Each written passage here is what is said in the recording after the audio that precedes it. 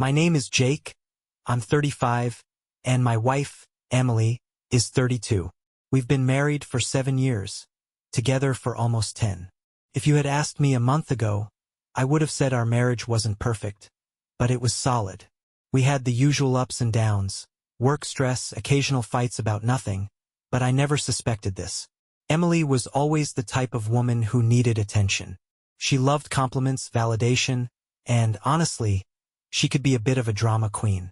But I thought I knew how to handle her. Or at least I thought she'd never cross a line. Lately, though, something had felt off. She was always glued to her phone, constantly texting someone, giggling at messages and acting shady as hell when I asked who it was. She'd brush it off with an eye roll, saying I was being paranoid or controlling. And I wanted to believe her. Then came the accident. We were driving back from a friend's house late at night. It was raining, roads were slick, visibility was garbage. I was at the wheel, Emily in the passenger seat, scrolling through her damn phone like always. Then, out of nowhere, headlights. Too close. Too fast. I had no time to react. The other car hit us head-on. Everything went black. When I woke up, I was in a hospital bed, my head pounding, my ribs aching like they'd been crushed. My right leg was in a cast. Emily wasn't there. At first, I thought she was just in another room. Maybe she was hurt worse than me. But when I asked the nurse about her, she hesitated. That's when I knew something was wrong. Lying in that hospital bed, bruised and stitched up, the only thing I could think about was Emily. Where was she? Was she okay? Why wasn't she here? The nurse shifted uncomfortably at my question. That hesitation, it set off every alarm in my head. She's in another room, she said finally. Another room? I asked. Is she hurt? Not exactly, she muttered and quickly left the room before I could press her for more details. Not exactly? What the hell did that mean? I reached for my phone. It was cracked, but it still worked. I had 0 messages from Emily. Not a single "Are you okay?" or "I'm hurt too," or even a damn question mark. That wasn't like her. Even at her most dramatic, Emily loved attention. If she had so much as a scratch, she'd be posting it on Instagram, fishing for sympathy. But my phone? Silent. I called her. No answer. I tried again. Straight to voicemail. At that point, my gut was screaming at me that something was wrong. A few minutes later, my brother, Matt, walked in, looking tense. He had been the one who came to the hospital first when he got the call. "Dude," he said, sitting beside me. "You okay?" "I guess," I said. "Where's Emily?" Matt froze. And that told me everything I needed to know. "What?" I demanded. "What's going on?" He exhaled sharply and rubbed his face like he was debating whether to tell me. "Listen, man. I wasn't gonna tell you yet, but..." He hesitated. "You should probably see for yourself." "See what?" Matt gave me a long, hard look, then helped me into a wheelchair. My ribs screamed in protest, but I didn't care. We left my room, heading toward the other side of the hospital. My heart was pounding. Something felt wrong. Very, very wrong. And when Matt pushed open the door to Emily's room, I saw exactly why. She wasn't alone, and she sure as hell wasn't hurt. Matt pushed open the door, and there she was, Emily sitting up in bed, looking perfectly fine. Not a scratch on her. No bandagens, no casts, no bruises. And she wasn't alone. There was a man sitting beside her bed, holding her hand. At first, my brain refused to process what I was seeing. It didn't make sense. Who the hell was this guy? A doctor? A friend? Family? But then Emily's eyes met mine, and she froze. Her mouth opened slightly, like she'd been caught in the middle of something. The guy? He had the audacity to look annoyed that I was there. And that's when it hit me. This wasn't just some random guy. I'd seen him before. At Emily's office party. At a couple of our mutual friends' gatherings. Always hovering near her. Laughing too hard at her jokes. Standing just a little too close. His name was Ryan. And right now, he was still holding my wife's hand. The room went completely silent. My body went ice cold. My fingers curled into fists, despite the pain in my arm. What the fuck? The words came out slow and controlled, but inside, I was seconds away from losing it. Emily snatched her hand away from Ryan like it had just caught fire. Jake, you shouldn't be up. You need to rest. Her voice was too high-pitched, too fake. Ryan just sat there, completely calm like he belonged there. What's going on here? I asked, my voice deadly quiet. Emily shot Ryan a look, like she was trying to figure out what excuse to come up with. But I was already past that. I looked at him now. Why the hell are you holding my wife's hand, Ryan? He sighed. Sighs, like I was inconveniencing him. Look, man. Ryan rubbed the back of his neck, acting all put out. I don't think this is the best time to have this conversation. I actually laughed. A dry, humorless laugh, because this shit was insane. Oh, really? I said. Not the best time? My wife and I just got into a car accident. I wake up alone. Nobody tells me where she is. And when I finally find her, she's in here playing lovey-dovey hospital romance with another guy. But yeah, Ryan, let's talk about timing. Emily sighed too, like she was annoyed with me.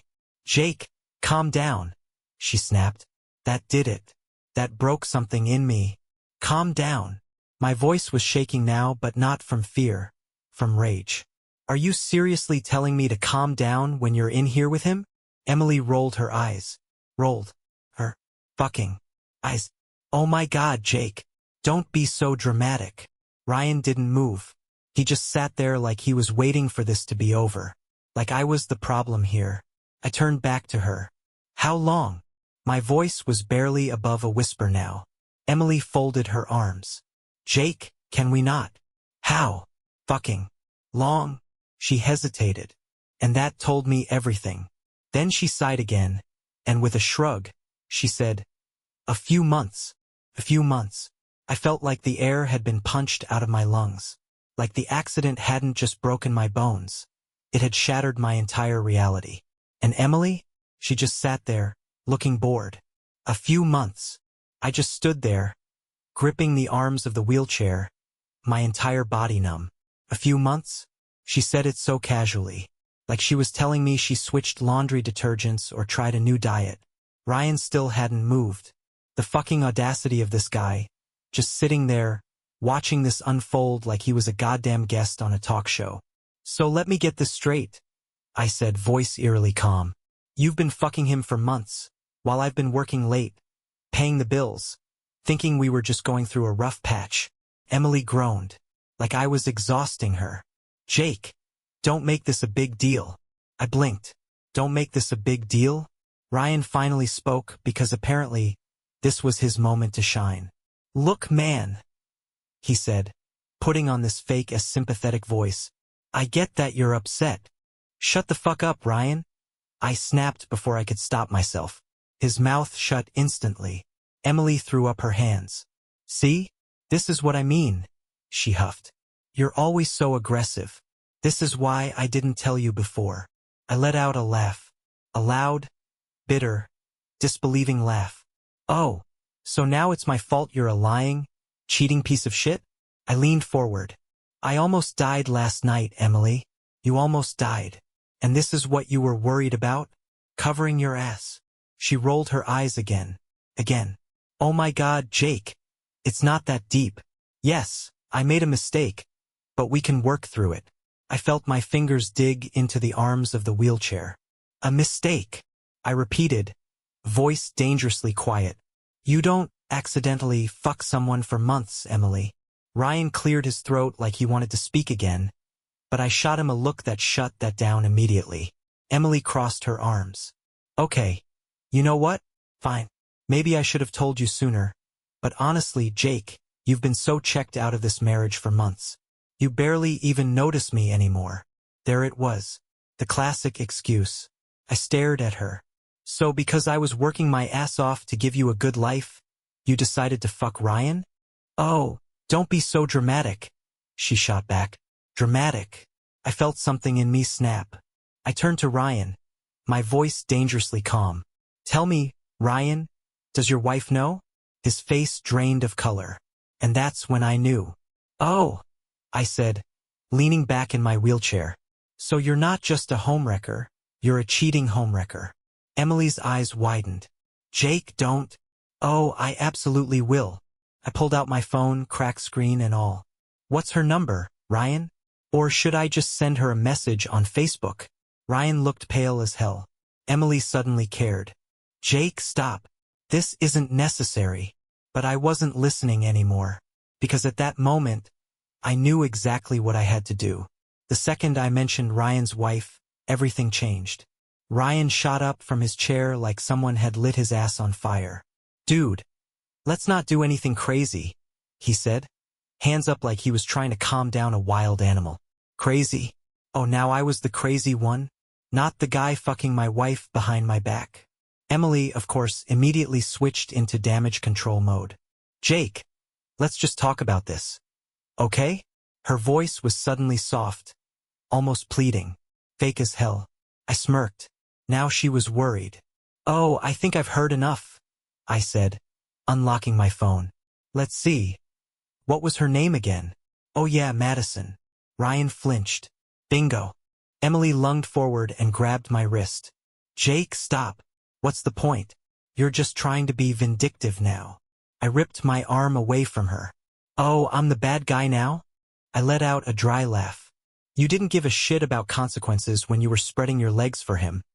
But the moment your life starts falling apart, suddenly I'm the villain? Ryan was already pulling out his own phone, probably to warn his wife. But Matt, bless my brother, snatched it right out of his hand.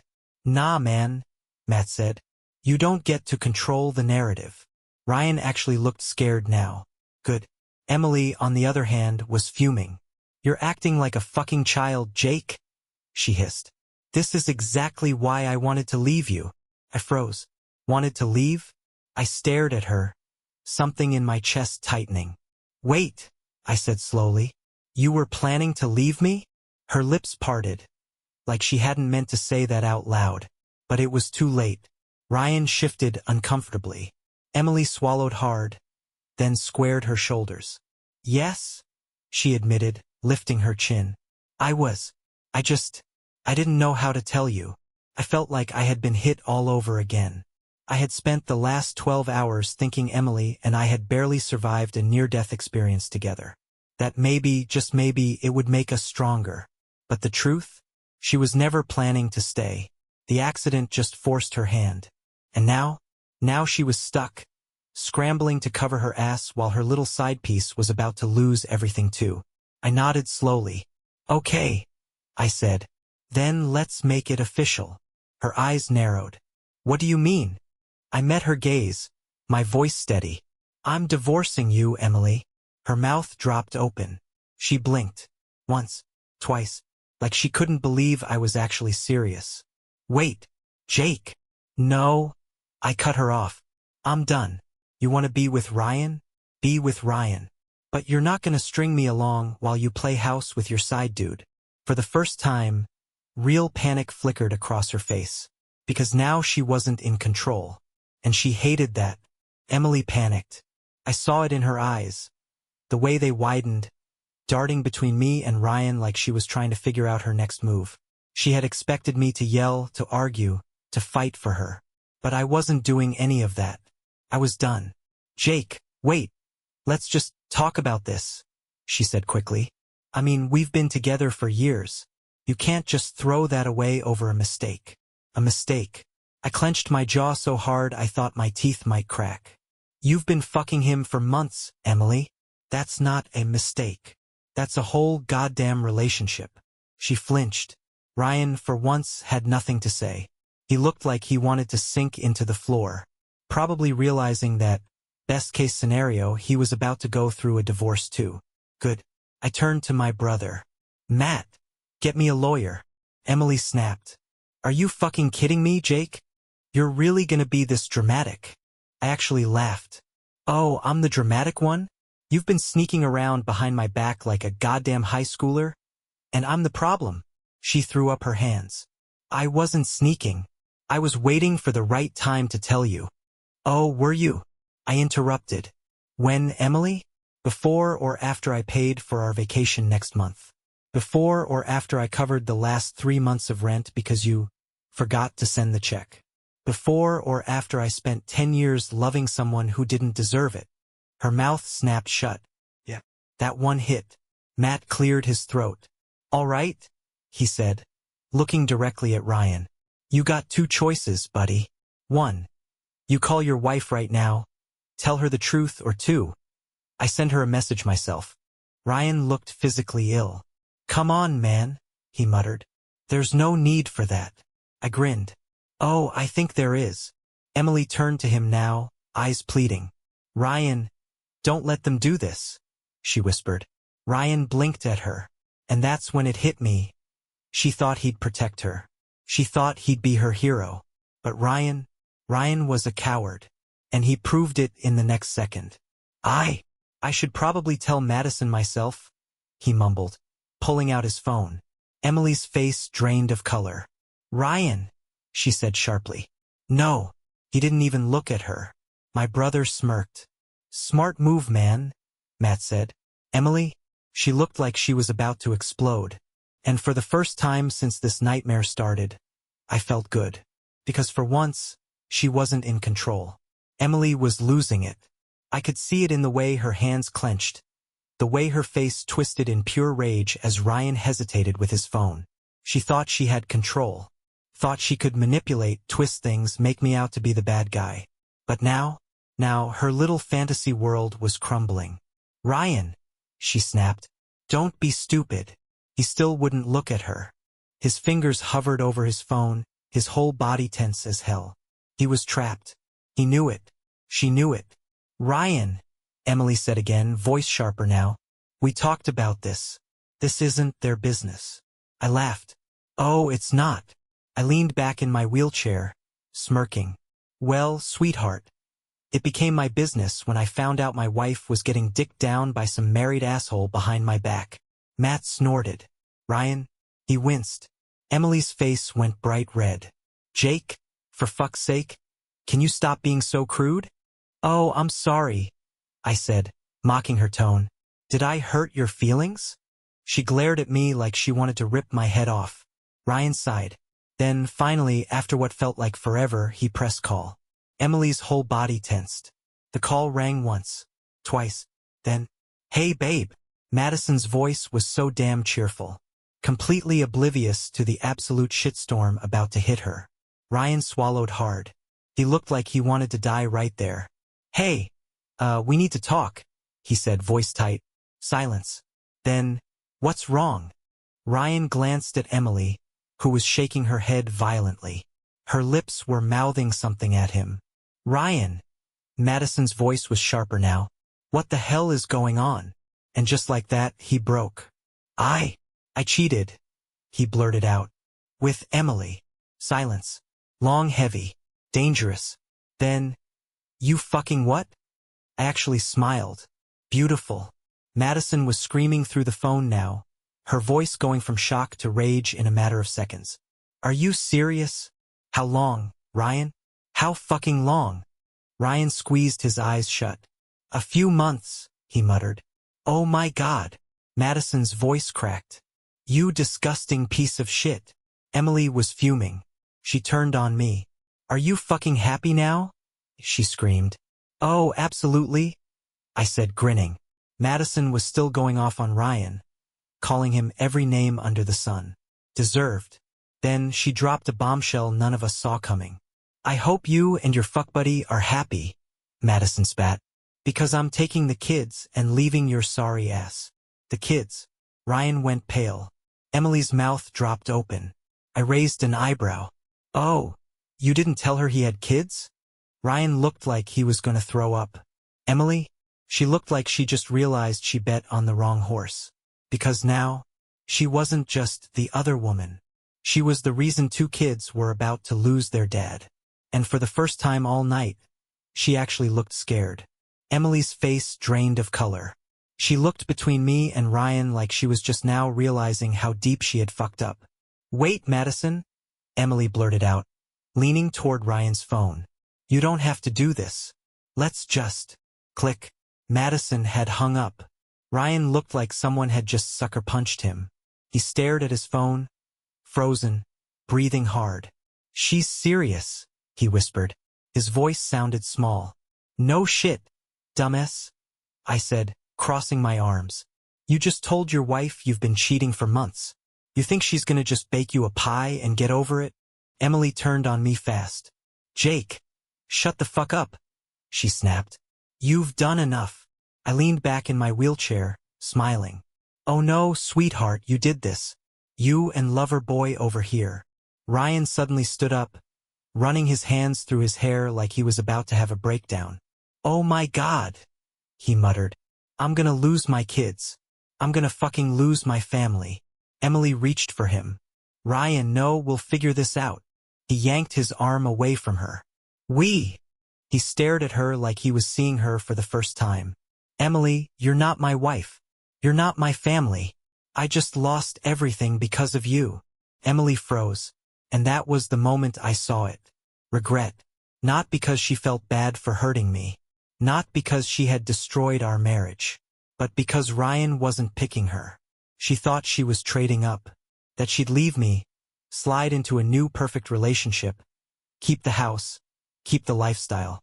But now, Ryan was done with her, and she knew it. She turned back to me, desperation flickering across her face for the first time. "Jake," she started, stepping toward me. Can we go somewhere private and talk?" I laughed. "Oh, now you want to talk?" I grinned, shaking my head. "Emily, there is nothing to talk about. I'm divorcing you. I'm done. You made your bed. Now fucking lie in it." She snapped. "You can't just walk away from this, Jake," she screamed. "We have a life together. We have history." "Yeah," I said, pushing myself up from the wheelchair. "And now we have a divorce settlement." Her face twisted into pure rage. "You're gonna regret this," she hissed. I smirked. "Oh, sweetheart. I already regret ever meeting you." And with that, I turned and walked out of the hospital room, leaving Emily and Ryan to burn in the mess they made. I walked out of that hospital room and didn't look back. Matt followed behind me, grinning like an idiot. "Dude," he said, shaking his head. "That was brutal." "She deserved it," I muttered, still riding the high of watching Emily's world fall apart. We made it back to my hospital room, and I collapsed into bed, my whole body aching. My ribs were on fire, my head was pounding, but for the first time in months, maybe years, I felt free. Then my phone buzzed. "Emily." I sighed, already knowing whatever she had to say would be some manipulative bullshit. I unlocked my phone and stared at the messages popping up one after another. "Emily, Jake, please let's talk." "Emily, you're making a huge mistake." "Emily, Ryan is an idiot. I never wanted to be with him long term. It was just a phase. You are my real future." "Emily, are you really gonna throw everything away over this?" "Emily, I'll fight you for everything in the divorce if you don't at least try to fix this with me." Ah, there it was. The classic threat. I should have been angry. I should have felt something. But honestly, I just laughed. Emily still thought she had power over me. She really thought I was going to be scared of a divorce battle when she was the one who blew up our marriage. Matt looked over my shoulder at the messages. "Wow, she really doesn't know when to quit." "Huh. Nope," I said, smirking. Then I typed out one final message. "Me good luck in court, sweetheart. You're gonna need it." And then, I blocked her. Matt burst out laughing. "Fucking Savage, man." I grinned. Because now, Emily was nothing to me, and that was the best revenge of all. 2 weeks later, I was officially done with Emily. I hired a lawyer, served her divorce papers, and made it clear I wasn't playing games. She tried everything. Guilt trips, fake apologies, even threats to take me for everything. Didn't work. Because guess what? The judge didn't take too kindly to a cheating wife who got caught red-handed. She walked away with barely anything. Ryan? Oh, he got wrecked. Madison went full scorched earth on him. Filed for divorce, kicked him out, and took custody of the kids. Last I heard, he was living in a shitty apartment, broke as hell, trying to figure out his next move. And Emily? Well, turns out Ryan wasn't her knight in shining armor after all. He didn't want her, didn't fight for her. And once the dust settled, she realized she'd thrown her whole life away for nothing. She sent me one last message. Emily, I miss you. Can we talk? I stared at it for a whole 10 seconds. Then I laughed, shook my head, and deleted it, because I had nothing left to say. Now I'm focusing on me, healing, hitting the gym, reconnecting with friends, actually enjoying life again. And you know what? For the first time in a long, long time, I feel fucking amazing. To anyone reading this, if you ever find yourself in my shoes, do yourself a favor, walk away. Don't look back. Let them ruin their own lives. And trust me, that'll hurt them way more than anything you could ever say. Because nothing destroys a cheater more than realizing they lost someone who was too good for them in the first place. Thank you for staying with me. This crazy journey is finally over and I'm ready for what's next. Subscribe to the channel so you don't miss any more interesting stories. And leave a comment with what you would do in this situation. See you in the next videos.